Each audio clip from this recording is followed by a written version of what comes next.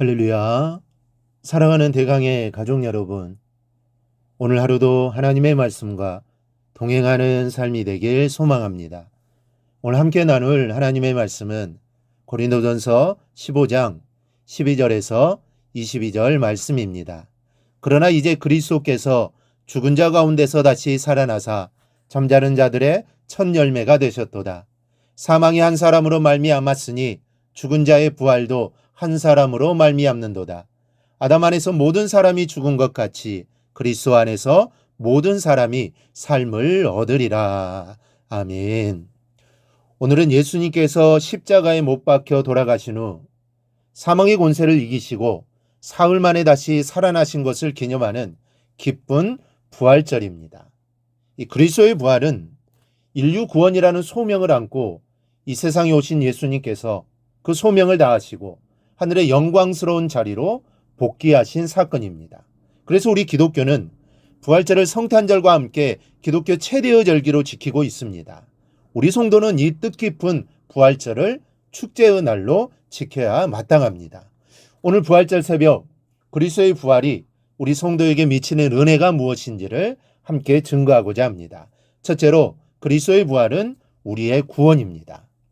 아담의 범죄로 인해 인류에게 죄가 들어오게 됩니다. 죄의 삭은 사망입니다. 죽을 수밖에 없습니다. 영원한 지옥에 떨어질 수밖에 없게 된 것입니다. 그런데 하나님은 이를 안타깝게 여기셔서 한 가지 계획을 세우십니다. 그 계획은 죄에 빠진 인류를 구원하시기에 하나님이신 자신이 사람의 몸을 입고 이 세상에 오시는 겁니다. 그리고 실제로 오셨습니다. 그리고 가브리엘 천사가 마리아에게 수태고지를 할 때 아들을 낳으면 그 이름을 예수라고 하라고 했는데 예수라는 이름의 뜻은 여호와는 구원이시다라는 뜻입니다. 이 사실은 예수님께서 이 땅에 오신 목적이 어디에 있는지 잘 보여주고 있습니다. 그것은 바로 죄에 빠진 인류를 구원하는 것입니다. 예수님은 구세주로 이 세상에 오셨던 겁니다. 그런데 예수님이 구원 사역을 완수하려면 반드시 부활하셔야 했습니다. 죄의 삭은 사망이기 때문에 사망을 이기지 않고는 사람들을 죄에서 구원해낼 수 없습니다. 본문에 보면은 그리스도께서 다시 살아나신 일이 없으면 너희의 믿음도 헛되고 너희가 여전히 죄 가운데 있을 것이요 또한 그리스도 안에서 잠자는 자도 망하였으리라 라는 말씀이 있는데 이 말씀은 그리스도의 부활이 없으면 우리의 믿음이 헛되다는 겁니다. 그리고 우리는 죄 가운데 멸망할 수밖에 없다라는 것을 선언하고 있습니다. 예수님은 온 인류의 죄를 대신 짊어지시고 죄수의 몸으로 죽으셨기 때문에 부활을 하지 못하면 인류 구원은 실패로 귀결될 수밖에 없습니다. 그러나 예수님은 죽음에서 다시 살아나셔서 사망의 권세를 깨뜨리시고 당신을 믿는 모든 사람들을 구원하셨습니다. 그러므로 그리스도의 부활은 우리에게 구원이라는 크나큰 은혜를 끼쳤습니다. 우리는 이 구원의 은혜에 늘 감격하고 감사해야 합니다. 그리고 기쁘고 즐거운 마음으로 부활절을 지켜야 합니다. 둘째로 그리스도의 부활은 우리의 소망입니다. 사람은 세상에 태어나면 누구나 죽음을 맞게 됩니다. 세상에서 영원히 살 수 있는 사람은 아무도 없습니다. 사람뿐만 아니라 세상의 동식물들은 저마다 수명이 있어서 태어날 때가 있으면 죽을 때도 반드시 있습니다. 그런데 실상 죽음과 함께 모든 것이 끝난다면 여러분 이 얼마나 허무하겠습니까? 그리스도의 부활은 죽음으로 모든 것이 끝이 아니며 우리도 죽음 후에는 다시 살아나게 된다는 소망을 주었습니다. 19절에는 만일 그리스도 안에서 우리가 바라는 것이 다만 이 세상의 삶뿐이면 모든 사람 가운데 우리가 더 불쌍한 자다라는 말씀이 있습니다. 이 말씀은 부활이 없으면 우리가 신앙생활하면서 살아가는 것이 아무 소용이 없다는 것을 드러내고 있습니다. 그리스도의 부활은 그의 비참한 죽음으로 슬퍼하는 제자들에게 큰 소망을 주었습니다. 그래서 제자들은 예수님의 지상 명령을 받들어 담대하게 복음을 전파하는 위대한 전도자의 삶을 살아갔던 겁니다. 그리스도의 부활은 이 세상에서 유한한 삶을 살아가는 우리에게 저 세상에서의 영원한 삶을 바라보게 했습니다. 이러한 소망을 가진 사람은 세상이 아무리 힘들어도 낙심하지 않습니다.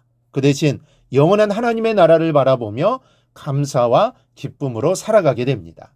우리에게도 이러한 소망이 사라지지 않기를 바랍니다. 주님이 부활하심으로 우리에게 소망을 주셨습니다. 그 소망을 잊지 말고 간직하며 살아 늘 감사와 기쁨의 삶을 살아가기를 바랍니다.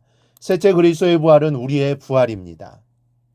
본문 20절과 22절에는 그리스도께서 죽은 자 가운데서 다시 살아나사 잠자는 자들의 첫 열매가 되셨도다. 그리고 아담 안에서 모든 사람이 죽은 것 같이 그리스도 안에서 모든 사람이 삶을 얻으리라는 말씀이 있습니다. 주님이 첫 열매가 되셨다고 말합니다. 첫 열매는 모든 수확의 시작이요 보증이 됩니다.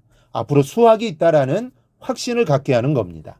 이와 동일하게 부활의 첫 열매 되신 예수 그리스도는 모든 성도들의 부활의 보증이 된다는 의미입니다. 즉 예수님이 부활하신 것처럼 우리 역시 부활하게 된다는 겁니다. 그 보증으로 주님이 먼저 부활하신 것입니다. 예수님은 십자가 고난을 앞두고 제자들에게 내가 너희를 위하여 거처를 예비하러 가노니 가서 너희를 위하여 거처를 예비하면 내가 다시 와서 너희를 내게로 영접하여 나 있는 곳에 너희도 있게 하리라고 말씀하셨습니다. 예수님이 마련하신 거처는 부활한 그리스도인들이 들어가게 되는 곳입니다.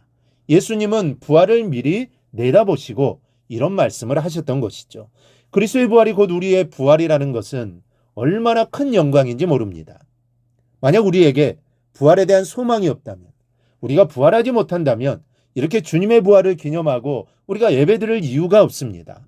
모두 헛된 일입니다. 하지만 주님이 부활하셨듯이 우리는 반드시 부활합니다. 이 사실을 절대로 잊지 않기를 바랍니다. 그리스도께서는 부활 후 하나님이 지극히 높여주심으로 하나님 보좌 우편에 앉으시고 만국을 다스리시는 영광을 얻으셨습니다. 부활에 참여하는 성도도 하나님이 주시는 영광을 얻게 됩니다. 그것은 그리스도와 더불어 왕노릇하는 영광입니다. 이 영광이 우리 모두에게 주어지게 될 겁니다. 사랑하는 여러분, 그리스도의 부활이 후 주를 믿는 우리 성도에게 미치는 은혜는 너무나 크고 놀라운 것입니다. 그리스도의 부활은 우리의 구원이요 소망입니다. 그리스도의 부활은 또한 우리의 부활입니다. 그 주님이 부활하신 날이 바로 오늘입니다. 새벽 미명에 무덤을 찾아가 주님을 만났던 마리아처럼 오늘 주예전에 나와 예배하는 여러분 모두에게 주님이 찾아와 주실 줄 믿습니다. 부활의 주님이 여러분을 만나 주실 겁니다. 그 주님으로 인해 우리 안에 기쁨이 넘치고 하나님께 영광 돌리는 삶이 되기를 바랍니다. 그리고 이 부활의 기쁨이 우리 평생에 없어지지 않기를 주님의 이름으로 축원합니다. 오늘 묵상한 말씀을 굳게 잡고 삶으로 실천하며 살아내는 대강의 모든 성도들이 되기를 축복합니다.